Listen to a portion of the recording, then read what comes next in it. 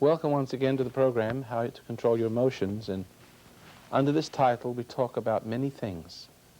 And tonight we have assembled here people who want to ask questions and about controlling one's emotions, negative emotions and positive ones, because not always positive is not always positive. And we are going to discuss every aspect of emotions in this series.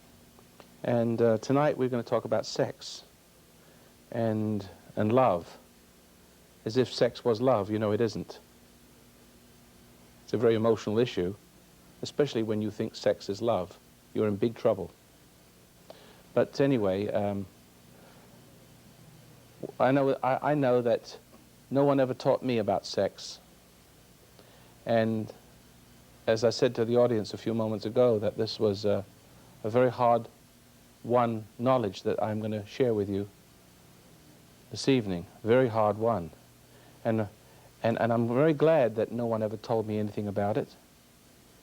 And I never taught my children anything about sex at all. Nothing. My oldest is 34, and my youngest is 22. And I imagine one of them, I know one of them had a little adventure out there when he shouldn't have. But I caught him in time. And the rest of them are as pure as the driven snow. And they are still innocent, still sitting under their own, in their own domain, under perfect self-control. Not perfect, but self-control, developing that self-control over all of their functions and faculties, including the sexual one, expressing it where it ought to be expressed, within the confines of marriage. But I've never taught them one thing about, none of the details. What is there to teach you about?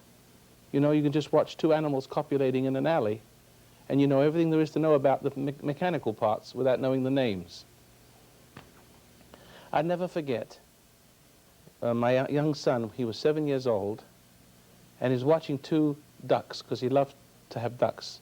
And we always had an incubator, and there was a cornucopia of ducks. When the ducks grew big, we sent them out in the canal and let them fend for themselves. And we always had little baby ducks, and he loved baby ducks. So one day he asked the question, well, where those ducks come from? I never said very much.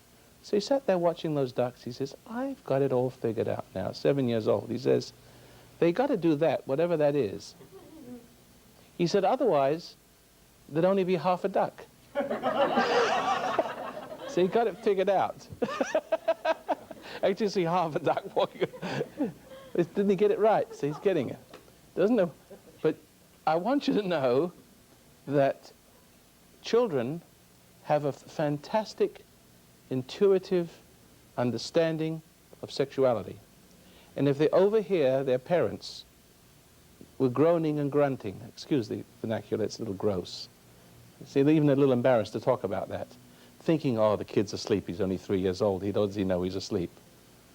And they go at it, pardon the expression. You think that doesn't traumatize a child? They know instantly something's going on, that something isn't right. Something's weird, something's beyond their capacity.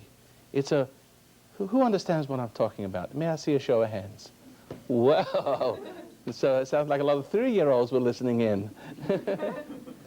They also know intuitively when their parents are not moral, when their mother is having sex with the boyfriend and the father's non-existent. And they know there's something wrong with that relationship. Intuitively, they know right from wrong. They know the procedures. They know propriety. They know about morality. It is an inbuilt birthright. The trouble is when they see all this going on, this indiscretion, parents walking around without any clothes on, with a hanging out, right?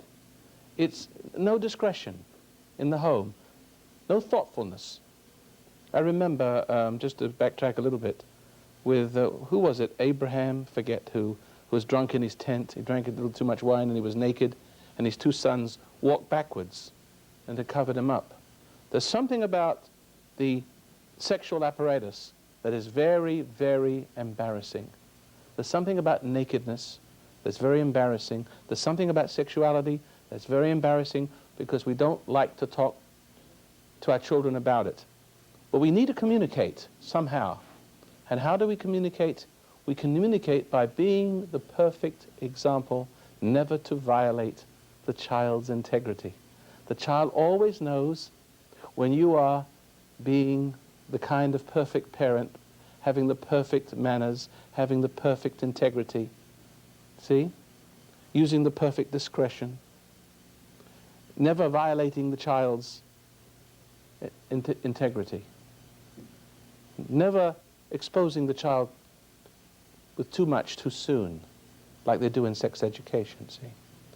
The child knows that, and if you grow up, if you just evolve to manhood and womanhood and love and respect between husband and wife and being that example, the children know intuitively by that. The knowledge of what is proper sex and what is proprietous, even though the contrary is presented by the rest of the world, you know, the street corner talk, you know, the kind of talk that goes on between young kids and older kids, the kind of encouragements and exhortations. See, even though they hear all that, it doesn't violate them because they have a relationship with an honorable, loving parent. That's the strongest bond, because the loving parent has, by their example, and not just by their words, but their purest example, encouraged the integrity of the child to remain intact, so that the child's sexual behavior or social behavior, his entire personality will eventually spring from that, all under control. What happens, though, when you're violated early in life, when you're raped or molested, or when you're exposed to too much sex education? You know, this is the breast and this is the penis, you know, I'm pointing to the wrong places, excuse me, but you know, this is such absurdity when the children are encouraged to express their sexuality, to explore each other. What happens is the integrity of the children are violated. They become sexual addicts. Men become women violators. And once this appetite, once this integrity is shattered, instead of a human being under control, functioning in his own seasons, at least animals function in their own season. The rhino only has sex once every 3 years. He doesn't do it every 3 minutes like most people do. See, each animal has its own season for things. And there's a propriety involved. But the moment that's shattered, then the sexuality and the appetites, which should be under the control of enlightened reason, no longer are under those controls. A sexuality is awakened that is controlled by the violator, and it answers to that which has awakened it, and is very often serviced by that which has awakened it. And of course, the nature that is awakened and serviced by the awakener, well, that identity becomes more completed. Like the drug addict, for example, just to make it clear. The drug addict desire for drugs, for the fix, is awakened by the experience, the awakener, the seducer. This desire would never have awakened. It would never have been there were it not for that which has seduced them. See? To experience the corrupter's spirit entering through the forbidden fruit of drugs. But as soon as that happens, the identity or nature, or the spirit, if you like, of the violator enters and awakens the need for the drug and the drug violator, the pusher. If that is serviced, the problem doesn't get better. It's simply the person becomes hungrier and hungrier because with sex and with drugs and with alcohol, whatever means you are corrupted by, you are given birth to. Your new identity, what is corruption? If you have a good president and then you have a corrupt president, you have a totally different order of things. See? You have evil coming through or good coming through. You see, if you lived in West Germany or East Germany, you're under a different system. You acted through in different ways. You acted through in a good way or acted through a bad way. Well, once you've been violated, the self that once existed to answer to higher order and to enlightened reason no longer responds to that, because that's what the separation, that's how paradise was lost. Paradise is always a state of mind before it's, before it becomes a physical state, but so is hell. So, all of us in some way or another have been violated as children, and the sexual nature unduly awakened. And we're going to discuss this. And when this sexual nature is awakened, then strange things begin to happen. See? And the craving never stops, because it cries out to be satisfied, and we always draw to us the spirit of the person who did it to us. For instance, if a young girl is violated by her father or a brother, then unconsciously and strangely that girl is drawn to the same kind of person. If in marriage, if indeed she does get married, she will marry the same kind of person that violated her. And there's a part of her that enjoys being violated, and she loves and hates it, you see? And she can't help herself. We all seem to produce the same conditions that spawned us. Even men go back to the kind of women they knew as mothers, to mother them. Women go back to the same kind of men they knew as fathers. It's a strange thing. And cannibals always elect cannibal kings to service them, so they can be secure for being cannibals. So do we when we become fully awake sexual beings, animal beings, out of control, with that kind of identity, are always looking to be sexually serviced, to do the servicing, or one being served. But the corrupter and the corrupted are tied together like a jailer and the jailed, but they're both prisoners. Surely the jailer is as much a prisoner as the jailed, the one he's handcuffed to. The woman that services, the man that demands the service. See, he teaches her to be the corrupter, to service his craven needs. This need that sprung from some memory in some past experience, he knows not how and when. This is what we're going to discuss. How did this sexual appetite, this strange sexual appetite spring, where did it come from? We've got 2 hours to talk about it, and I think I've already fascinated you enough so that you're all sitting there with your mouths wide open. You know? Is there any questions? I want to invite audience, because you know I can talk to that wall and make it and make it come alive. And the trouble is, can I talk to this wall and make it? Now, so far, is there any questions about what I've said? Yes. One second.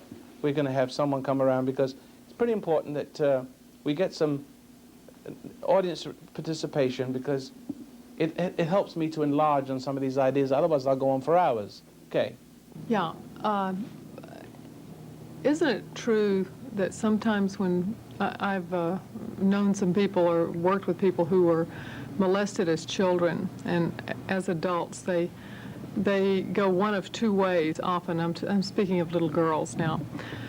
They will either choose a man, like, just as you said, who's who can sort of in some way, in some psychic way or in some psychological way, reproduce that event for them, keep reproducing it, or they will choose someone who's exact and flee from the experience and try to find the in other words, they learned from it somehow what they yes, you see, all corruption produces one of two extremes: aversion or fascination. But remember, even the aversion contains fascination. In other words, if you're running from something, obviously you're attracted to it. Well, obviously you're being formed by it. You're also being formed by it. And unconsciously, you see, deep down, but the deepest need is to be attracted to it. The strongest need, even though you're running from it. Well, I can see how you could, you know, your attraction to it, that makes sense to me, that there's an attraction to it. And I can see how you would choose a person, you know, a woman No, would you choose wouldn't a be husband. choosing. It would be, you'll be compulsive about your choice. There is Yes. no more choice. Right. You are compelled or rebelling against choice. But if you don't either choose, or if you don't choose the subject or choose to run from the subject, then what You cannot are you run going from to it. be doing? It's an appetite and a need that's got to be fixed. And even though you may not, let's say you never get married. Let's say this person is running from the experience which they're afraid that they need. They're afraid of their own needs. And they're drawn, but they won't admit it to themselves. They will seek to be raped even in fantasy. They will have that experience. They will create it in their own mind, if not in reality. I guess I'm asking if there's any way out of this for There a is a way person. out, yes. Is to realize, see, most people are caught up in their emotional state that evolves soon after the trauma experience. Now, let's discuss this, since the question is asked me directly. The answer that I'm about to give you is true for just about anything. If you're corrupted by food or music or drugs or sex, the answer is the same. Exactly. There is no difference in the answer. But let me just lay a little foundation first and understand this. That you must understand that man is different from the animal. Now, we don't see much different. As a matter of fact, I don't like to insult the animals by, bringing them into the same level.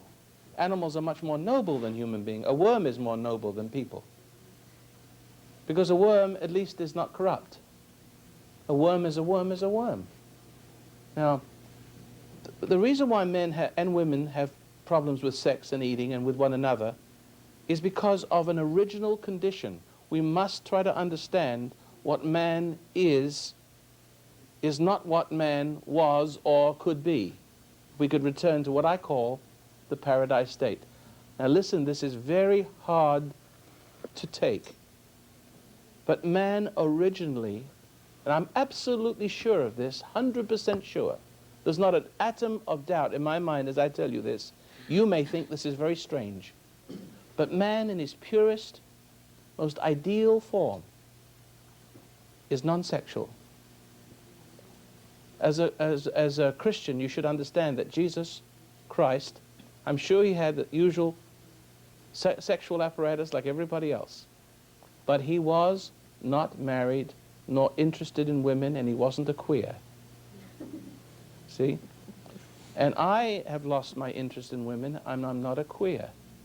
Because I presently am going through a stage of transcending need, finding a greater love, something greater in me to embrace and to be embraced. The relationship between man and woman is exactly the same relationship in an emotional state, in the fallen state, as man should have with his Creator. Exactly, except woman becomes the god. Just like the drug addict and the drug pusher, they have exactly the same relationship with each other, that man being serviced and loved from within, but with his own God. In other words, the external relationship duplicates exactly on a lower level. We call this corruption. Because, look at it. Look at the nature of violation. Originally, you live in a moral state. You've never known this moral state, but you may remember it because you were a child. Remember, you listened to what went on in the next room with your mother and father, doing the things that are now embarrass you to talk about. We spoke about that in the beginning. There's something that tears at you and shocks you when you see this kind of behavior and you do not understand. And when you see a child born, it's very embarrassing to see a child slither out. They show it now on television. But still, it is a terrible shock to see you came through this way. Am I correct, ladies and gentlemen? It is not natural to see yourself coming into the world, in a little packet. See? A little cellophane packet. Right. It just doesn't seem like, that's not the way it is the way one comes.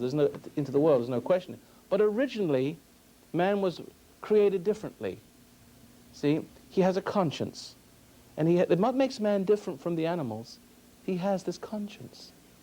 And as long as he lives within the framework of this conscience and listens to what his common sense conscience tells him, he will evolve a being from that. And this being will reflect the image of what created it. It will be made over in the image. Now, look what happens. Corruption, which is pridefulness, it introduces an element called pride, which exalts itself vainly against God, as if it was its own God. It's a certain pride or vanity in all of us kids, which is introduced through the mother, because the mother was the chief servicer of the father, and therefore she evolved as the corrupting influence in the home, not the father. The father had his needs serviced, so he was the addict. So your mother, the woman in the home, inherits a power that isn't good for her to have. She can't help herself. Her very presence introduces this emotional shock. It's like you were suddenly left with an alligator, a great big monster, and you shocked the hell out. Nobody was to protect you from that. So unconsciously, all fathers cultivate this side of the woman to service him. That's why drug pushers become meaner and meaner and meaner and meaner and more dangerous, while the addict becomes weaker and weaker and more feeble, more dependent on being serviced, more enslaved. That's the typical man, before he rebels if he can. Poor sucker. Right? But you see, this is the pressure, and the spirit of the woman, is the same spirit that that speaks about in Eden, when paradise, it's there, in your own home. You see it's coming through generation. So this is the shock that introduces, that takes the child's, violates the child's delicate conscience. He hates his mother and father. His father isn't there for him. The spirit of the truth is not there for him or her. And therefore becomes subject to the spirit of the ruling spirit of the mother. That's the shock. Man originally became subject because he didn't listen to his conscience. He wanted to be God, and the forbidden fruit was the peyote. The forbidden fruit is drugs today, alcohol, all kinds of forbidden, even food. People have problem with food. Food fixes, alcohol fixes, drug fixes, music fixes, whatever it is, it fixes a fallen condition. So something entered into the consciousness of man, and man's soul was separated from the mind of his creator. So he couldn't grow his bright side couldn't grow. His bright side couldn't step out. See, we have dark nature, animal nature, we have a spiritual nature. And if you keep giving in to the dark nature, if you don't have any means of controlling your dark nature, or those things which appeal and appease the dark nature, then the dark nature begins to spring up inside you. Something of the woman, something of the temptress or tempter gets inside and cries out to that which created it. And it cries out, listen, psychosexually. Because the sexuality of a man represents death coming alive, the perpetuation of generation as opposed to the perfect way, perpetuation of regeneration, which is eternal life.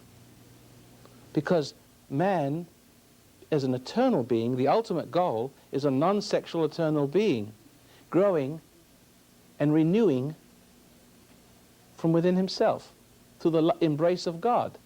Of course, if any woman sees that kind of man, she feels safe with him. But where are those kind of men that women feel safe with? You see? That's the quality of goodness in a man that a woman looks for. But that quality isn't there when a woman looks for a man.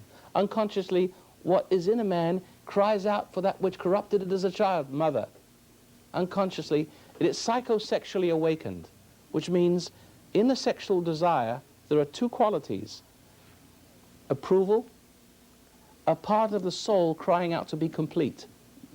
Just like the drug addict cries out to the pusher, because it can only be a complete addict through more drugs and more considerations, love, if you like, embrace, to to become subject to your ruling love. The ruling love is with the man, it's the female.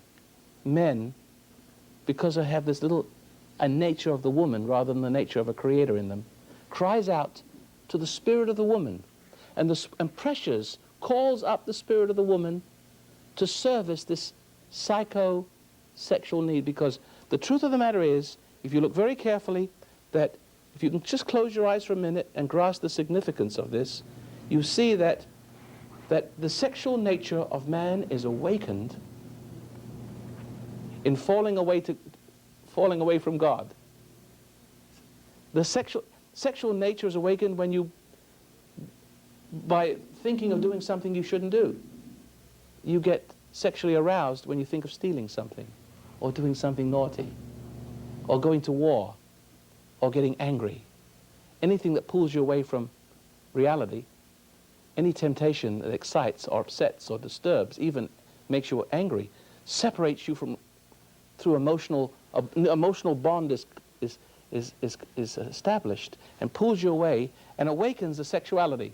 Because every time you die, every time you're tempted, the sexuality is awakened. Now, every time someone comes along and services that sexuality, two needs are established now. One, a need to be complete through being serviced and loved. Follow? The soul needs to be complete. He says, love me, mommy, tell me I'm a man, tell me how wonderful I am. You need to involve yourself in the ruling lover. So like God, you deeply involve yourself in some love, it gives you something of itself.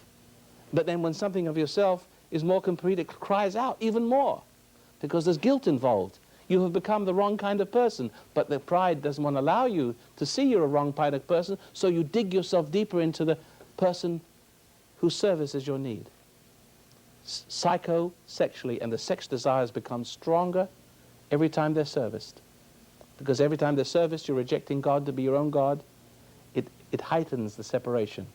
Now I spent a lot of time talking, and we only had one question, but we're going to continue this on our next show, which is tomorrow night, but it's still tonight for you people here, because we're doing everything tonight. But tomorrow night for the audience. Thank you very much. Welcome once again to the program, How to Control Your Emotions. And if you were watching last night, you probably need this course tonight, because we were talking about the fact that, which no one talks about on television, that man and woman, in order to be a real, complete, happy human being, must eventually, not right away, so don't worry, give up sex. And even as Paul said, you're better off, not to be married if it's possible, but not everybody can be that way, he said, in not so many words. It's to be better to marry than burn, so express it that way if you have to, but you're going to have a lot of trouble in the flesh. Boy, he wasn't kidding, was he? See, because there's something about the marriage relationship that allows the expression of sex in a moral way, but teaches you something about your own weaknesses in the process. Because you think you're going to get married and you're going to walk off into the sunrise, and it's a sunset more than the sunrise. You think most men are very selfish, self-gratifying opportunists, and they marry a woman not because they love her, because it's steady. It's a steady sex thing every night, on demand. They're just tired of making dates and buying flowers for every girl. They just, want the security of it being regular. Pardon me, I don't mean to be rude. It's the way men think. And the women are not married or loved, but they're used to gratify this part of man that is fallen. And remember, it's the part of man that's now addicted to the affections, the motherings of a woman. The maternal. You see, remember Eve was the mother of all living, in the sense that if it's true that it was for two people that originated the human race with sin transmitting itself from one generation to another, reproducing the same conditions each time. Each man and each woman is an Adam and Eve. Each woman is an Eve required to service Adam's ego-sexual needs. So if it was true that man and woman, you see, are in a fallen state, then you'll see that evidence in their relationship, that man has this ego, but instead of falling, he's inherited a fallen condition. And women have inherited the loathsome job of having to service it. See? And after a while, she begins to feel this dark side, this dark force being called out of her every time. The man is, you see, the man is like a drunk, the alcoholic. He doesn't know from anything. Yeah, give me my sex. You know, that's all he wants. He feels terribly threatened if she withholds the sex. He's not interested in her. If she doesn't give it to him, some other woman will. That's usually the pressure. But there's a tremendous pressure because man is recreated out of woman. Yeah? God created man, but woman recreated him in her image. Now, it's not her fault. It's his weakness that summoned up, if you like, the devil. And you know, if you remember, a woman is a metaphysical object. She's not just a tree or a flower or a bee. You mess with a woman, you're dealing with metaphysical forces beyond nature. And you're summoning, in witchcraft-like style, you know, yeah, Beelzebub into your midst. All hell breaks. Listen, marriage is a living hell, right? Why is it a living hell? It doesn't have to be. It's because we do not understand about our own nature. Man is born a woman addict, and he can't help but think about women morning, noon, and night. And when you think of women, I don't know whether women understand this, but if you think of a woman long enough, you're going to have sexual desires for her. See, in other words, the longing is always toward the woman, away from the reality about what a man you are. See, it's always outward toward the woman. Men, in their pridefulness, are moving away from the reality, the shame of their fallen condition.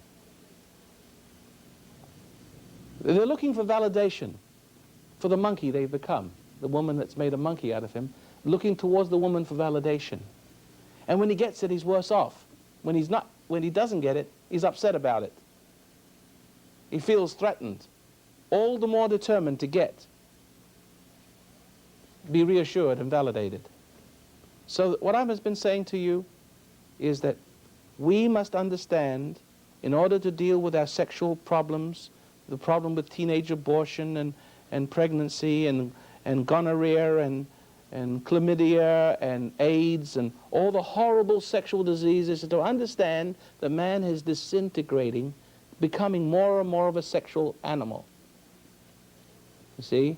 Through a condition called pride, and forcing the woman to service this need, see, and to turn through her love, the very love that the woman gives, that the man demands, that very love, that consideration is a reassurance that wrong is right. Do you know what that means? Every time a woman loves a man, she makes him more irresponsible. She makes him fail more. And as he fails more, the sexual nature is awakened more. He becomes more insecure the more he's made secure. Do you see the point? The drug addict is made more insecure when he's made secure. Anybody? Yes. You said that when a woman gives in to a man, that reassuring him that wrong is right. Well, when is it right, even in marriage? When is the sexual act right? Try to understand this.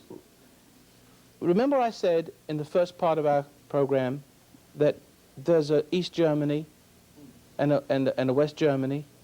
And the West Germany is represented by man being within his center of democracy, in control of his faculties, listening to his common sense, never doubting himself, not being fully sexually awakened but eternal.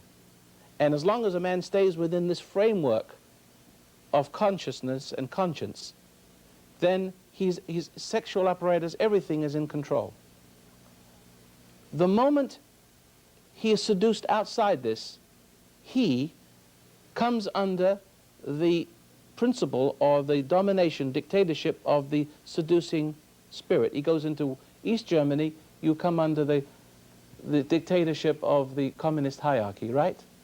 Can't help it. So that when men, not understanding their birth wrong, see, not understanding they're actually born in East Germany, subject to women, enter into a relationship with women immorally, that in other words, they are opportunists seeking to have their sexual appetites satiated and their egos gratified or put into a state of omnipotent ecstasy for 25 minutes. But they can do that in marriage. Yeah, well, you too. can do that in marriage, but I'm answering the question. Okay. But in other words, when you have sex before marriage, and most men do, and you actually, remember, marriage is an institution set up by God like democracy, or this republic. The kind of people that grow in a republic are different kind, in the Republic of the United States, are different from the Iran or Hitler Germany. A different system produces different people. See? So the whole purpose of marriage is to work out the problems of sex and the fallen condition. That man should learn, and being guided by the Holy Spirit.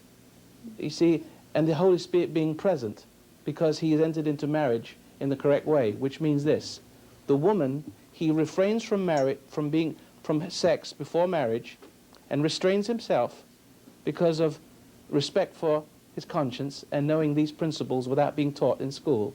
Like I learned them. I didn't have to go to school, but you're recognizing even now that I'm telling you that it's true, that you respect a man that you can't tempt. And you don't respect the man you can tempt. A woman tempts a man to find out what kind of man he is. If he can't be tempted, you feel safe with him. You want to hitch your wagon to his star. You feel, so, ladies, do you agree? And all the ladies in the audience agree, but those dumb brutes out there, what do they know? Right? See, they have to find out through pain. You know, I'll give her love. They scratch their wooden head to give her love, and she turns into a bitch. Why? Because he's entered East Germany, and what do you expect in East Germany? See, but dictatorship. You give power to dictatorship. The more you give the woman the power to love you and to be the center of your existence, the weaker you become for it. The more enslaved you are for the sake of that what you need. And a woman feels like she's mothering this man, and she hates him for it. And he can't understand why she hates him. She feels guilty, and then she does a little double take, and then the kind of love that comes out of the guilt only weakens him more. And the weaker he becomes, the more she hates him. The more she hates him, the more she feels guilty and obligated to service him, feeling like she's done something wrong. She has. She services him. And when she services him, he becomes weaker. When he becomes weaker, he's not the knight, he's less the knight in shining armor. Don't you see? It's all hell breaks It's loose. all hell's breaking loose. So what women need is this quality. So to answer your question, yes, even though men are married, they usually slide into marriage by joining themselves to East Germany first. What they need to do is be West Germany and see if you can get the girl who lives in East Germany to come and marry you. See, so that she's under your system, but you can't be under her system. That's why you join the woman to the man, the moral man. But if the man is not moral, he joins himself to the woman who's under the influence of the serpent, so to speak. Follow that? It can never work out. So in marriage, what has to happen is that when the couples realize they've entered into a relationship in the wrong way, so what they have to do is go back to their corners and just not have sex for a while until the man recovers his sensibility and gets a little control over himself and start crying out for mama to service his craven needs, see? And shows a little independence from her, so that when she sees that, she has a little respect for that. And then she joins herself to that which is becoming respectable. It is so simple. And then the sexual relationship won't be perverted, because he will never be asking her to service his pride. It'll just be a sex. Boop, boop, boop, boop, finished. No big deal. Like chickens, you know. Boop, boop, boop, finished. Not trying to make it last as long as they can, like rhinos, hours and hours and hours and hours. You sink deeper into some emotional stupor, and you haven't got enough strength to go to work next day. You have to take uppers and downers and God knows what. Gentlemen, if you ever felt weak in the knees, you can't work, you know, you feel like you're a bit woozy in the day, and you feel when you're driving off the road sometimes, it's because you're too into the sex. It's taking your strength and your life and your energies, your psychological, just like the dope pusher is taking the energies and the life of the addict. It's not meant to be that way. It's just supposed to be a physical thing in its right place, produce children. And I'm going to tell you something. If you want to be a father, The more sexually a slave you are of the woman, the less respect your wife has for you. But if your wife has less respect for you, the kids won't have respect for you either. They won't listen to you.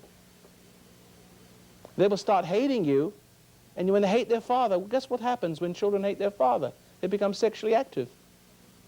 Because the father represents the spirit of truth. The mother represents the other side.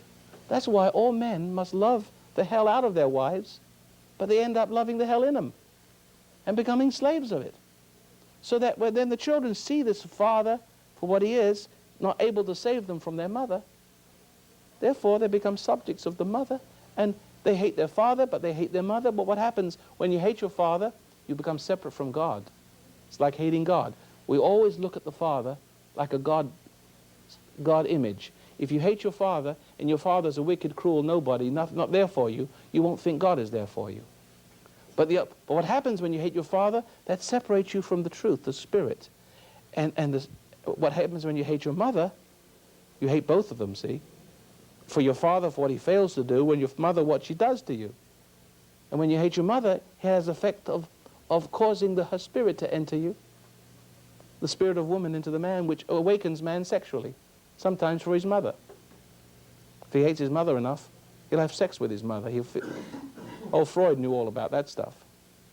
But when he gets older, who do you think he'll marry? A woman just like his mother. That's the only one that'll turn him on. That special person is always the mother that begat you. She may be an old witch right now. When she gave birth to you and you were young, she was young and pretty and soft and seductive. And that's what you remember. And so when you find a woman that you think is in love with you, that's supportive of your ego, that's your Adam and Eve all over again. That's what your father fell for, the jerk.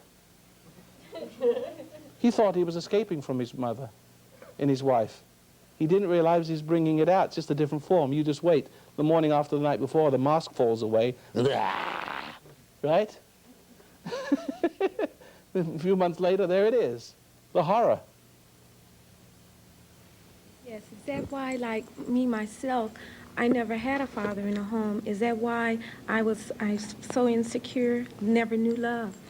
Well, yes, that's the reason why, but that's not a complete question. Okay, well... You've got your own answer to that okay, one. my question is that one reason why when one stop eating the forbidden fruit, so to speak, like stop having sex, I can kind of sense the temptation, but I look at it, and I don't get I'm not quite into sure it. I get the complete question. What I'm saying is when man has fallen from his high state and stopped doing the corruption, like abstain from sex. Well, you're not a man, you're a woman. Well, I'm a woman, okay. In other words, your problem is to, you see, man is addicted to women for the fix.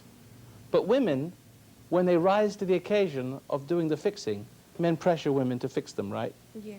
Well, they start to resent that. How women don't fall for sex like men do. And that's why in school, you hear the girls saying, well, I got the pressure, the boys pressure me, and the peer pressure. The girls don't like sex as much as the boys do. You know, sex is a man's thing, it isn't a woman's thing. I know, that sounds kind of crazy, and we will have time to go on, explore that thought, but it's not so much, you know, the chickens don't care about sex, it's the rooster that stands up there in the morning waiting for the hens to come out of the hen house. You know, and they get it, and they ruffle their feathers, and off they go. They don't give a damn whether they get it or not. You know what I mean? What if the woman is like going from man to man? You know, what if she's well, what it is doing? mad? What it is? Well, see, what it is you have to understand the principle of it now, because we're dealing with spiritual forces, not just, you know, two chickens and two foxes. We're dealing with two devils, actually. On that. See, what we're looking at is that you understand when you look at a dope addict and a dope pusher, you understand that some spirit has entered those two and upset the balance of relationship between them. They were both born normal kids. Something happened to make one the victim and the other the tyrant. See? One dependent and one the supplier, right? Now, man is born an addict. He's practically born. His mother does him in because there's no father. That's the old transmission of original sin. There's no father there. The female corrupts the male. But she also passes the genes on to the females. Well, females are not corrupted by their mothers. It just comes through that they're just females like their mothers. They had 7 girls, all of us. Yeah, but Just see, girls in the but she passes on this nature to all her female children because there's no man around to stop it. So now, and women want to be saved from this. They're always looking for a father image to save them. They never find such a person. They only find a man who is violated by his mother to pressure him, to supply him psychosexually. Because he's got this ego need and this sexual need which are together. Yeah. See? And you service one, you service the other. See? And he calls, and the woman who rises to the gauge to ease the agony of his dilemma, of his conflict and his burning, is the one that is most successfully pressured to respond to service. But the moment, this is how it works in a woman. A man falls in love. See, he falls, and his loving takes the form of terrible pressures towards women. The woman that's most like his mother, he focuses on. She doesn't understand this, but she feels something rising up in her like her mother did with his father. See what I mean? Exactly. And what it is that she starts to resent. Look at the word. She, feeling the pressure of the man, this ungracious, undignified, lustful thing, looking at her this way, forcing her, calling it love, asking her to prove herself to him in order to have a relationship. This is a terrible, she's teaching her the wrong thing. He's teaching her his own downfall, really. He doesn't know it, because up is down to him, you know what I mean? And down is up. So, when she feels this pressure, she resents it, because she's like that innocent child. There's something wrong with this way he looks at her. It is, every woman knows this look. And it frightens her, it disturbs her. And she starts to resent pressure. The moment she resents that pressure, she's hating man. And the moment she's hating man, she's separated from her own ground of being. She's no longer a woman, she's a female. The man, or the male, the man has come out of the male. And the male is an animal that brings the woman, the female, out of the woman. See, women are supposed to be much nobler creatures. So you bring the animal out of the woman to service the animal of the male. What you got is a female creature that services and, you know, and is reproductive, the same as the man, you see. So the moment this happens, the man dies to the woman, he becomes the addict, she becomes supplier. She feels guilty, like something has gone wrong, but she feels responsible. Adam and Eve in the garden, what do you think God, he said to God when something went wrong, they had these fig leaves on, sexually conscious, self-conscious. He says the woman, it's her fault. The woman men always blame women for what goes wrong through women in their lives, through the misuse of women, you follow? So, but the trouble is, this is the problem. When she becomes separate from the ground of her own being, and she is able to draw, because in a fallen relationship, what happens to the addict? Let's come back for a moment. The addict literally gives his substance, his money, his emotions, to the pusher. He gets satiated with money and power, see, ego-wise. The woman, exactly the same way. Instead of growing from the ground of her own spiritual being, she starts growing on the downfall of men.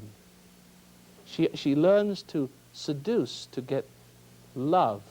And when men dig themselves into the woman to draw up their assurances from the woman, something of his energy comes from her into her. And she feels powerful. Her sexual feeling is not so much sexual, it's mental. She's high as a kite.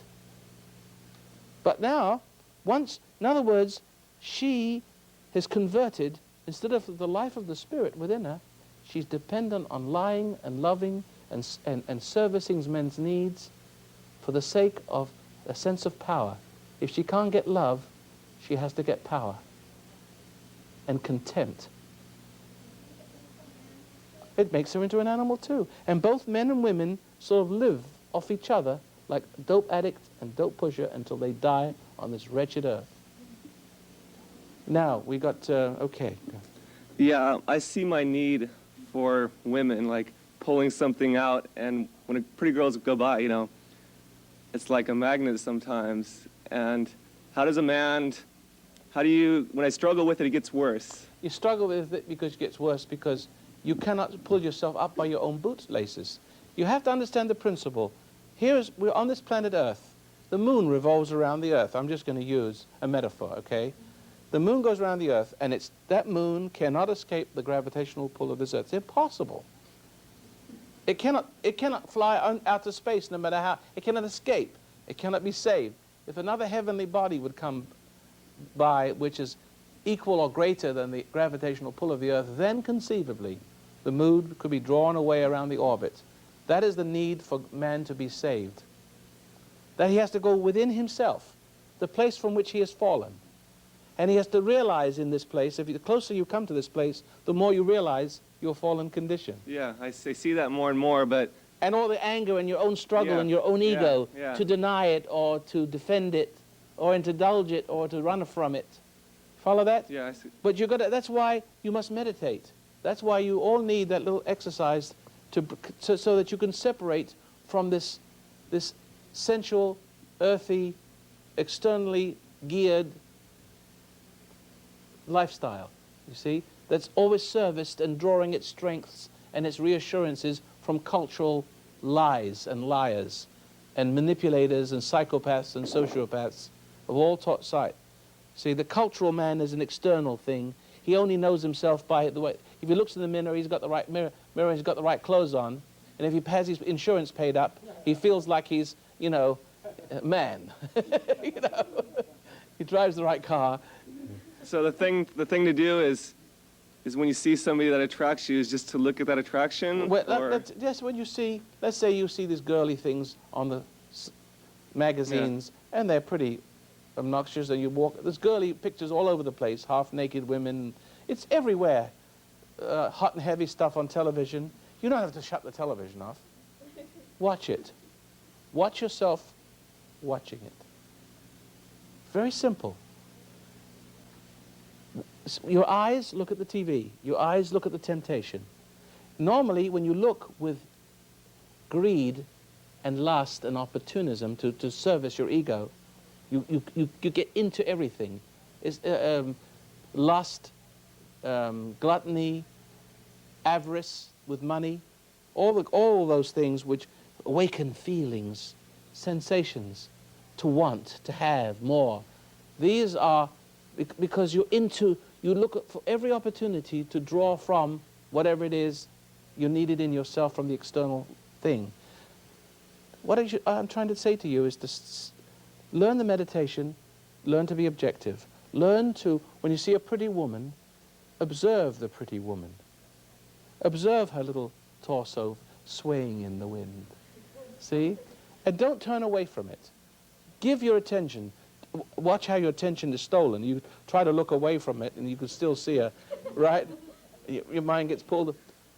Just simply watch it, stand back, and watch the feelings that arise, but don't indulge them. See, just watch yourself watching. It's like being involved in TV. You can be involved in the TV until you've got all fears and feelings rising. Or you can suddenly realize you're in too deep into the play, into the plot. Stand back across the room and watch it and just let the images on the screen and deprive yourself of that pleasure, and you will become a new person. Yes. We're going to have to take a break here, and we have to call the shots next week. Next week is really still tonight for us. I always have to be honest. So next week we'll continue with this discussion. So if the audience will come back next week, Saturday and Sunday evenings, as usually is here in Los Angeles. I don't know where it might be playing at different parts of the country, but just come back next week, our next program. We'll continue these ideas because this audience is now geared up, ready to go, aren't you? And so is the audience geared up to come back next week, I hope. Thanks for listening, and join us again.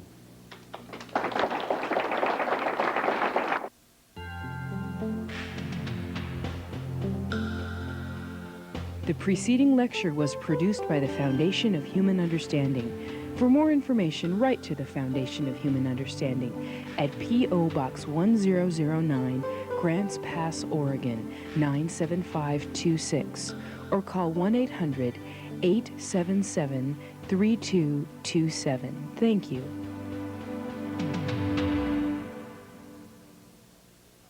Of Human Understanding teaches an observation exercise, often called meditation, which permits you to become objective toward your problems and allows your heartaches, bad habits, fears, and anxieties to be completely eliminated from your life without effort on your part.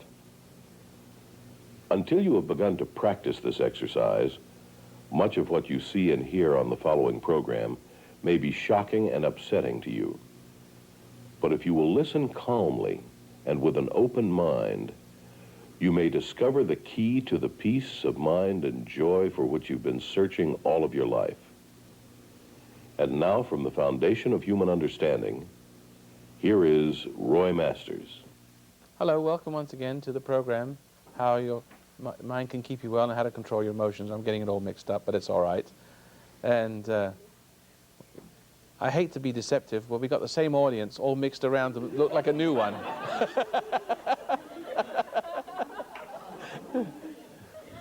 So, but I was saying from last week, and it's not really last week, but it is for everybody else, not for us. Hate to be dishonest about these things. That the problems of society can actually be solved by men becoming less and less sexual. But if you cultivate this sexuality, which is really a descent from a fallen state, being worshipped, if you worship this fault, if you worship homosexuality, if you love a drunk, if you love anyone who has a fault, what could you expect from that love but reinforcement of the fault? If you appreciate a man's thieving ability and you love a woman that loves a thief is only going to make him more of a thief. What you need is a divine love to save you from the love that makes you feel divine. See how I said that, didn't you? So you see that the sexuality is a descent of man into animal. You know, the perpetuation of generation, making babies for your dying state. See, you wouldn't be dying if you wouldn't be sinning. You see, that's the sin. The sin is pride, and pride is man becoming animal, his dark side, animal side, becoming bigger and stronger, and the spiritual side getting smaller and smaller and smaller until there is no more, and the animal bites the dust, and that's the end of him. We'll put him in the ground, say a few lying words over him, you see, and everybody cries over him, but no one misses him because only miss him because they don't have something to hate anymore. See? Yes, it is with women.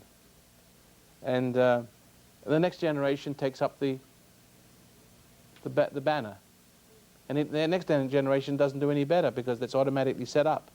Men becoming naturally addicted to women through the failing of fathers and through the manipulations of seductions of mothers, whose seductions have always been cultivated by husbands and boyfriends. So there's no love in the home, no divine love. All hell breaks loose. Women make animals of each other. These animals disappoint children. We discussed that. These animals grunting and groaning with their sexual, manipulations, their preoccupation with each other's vile affections, disturb the children. They know that something's wrong. The very wrong of it violates the children, makes the children hateful towards their parents because their parents are animals and not saints and princes and princesses and gods. See? Children expect their parents to be godlike instead they're animal-like. See? And that's the problem because we're descending. And of course now in our society, we're teaching our kids to become more animal-like. Give in to all your feelings, give in to your desires, give rein to your passions. And what's happening? Disease and suffering and death and abortions and violence. Men are becoming animals. Instead of teaching of virtue and wisdom and kindness and courage, they're turning them into animals and wimps. No. The cure for what ails society is the truth of what I've said, is to understand that man is a fallen being. And that something's gone wrong with love. And the women have been, some women have replaced God as a support for man's ego, see?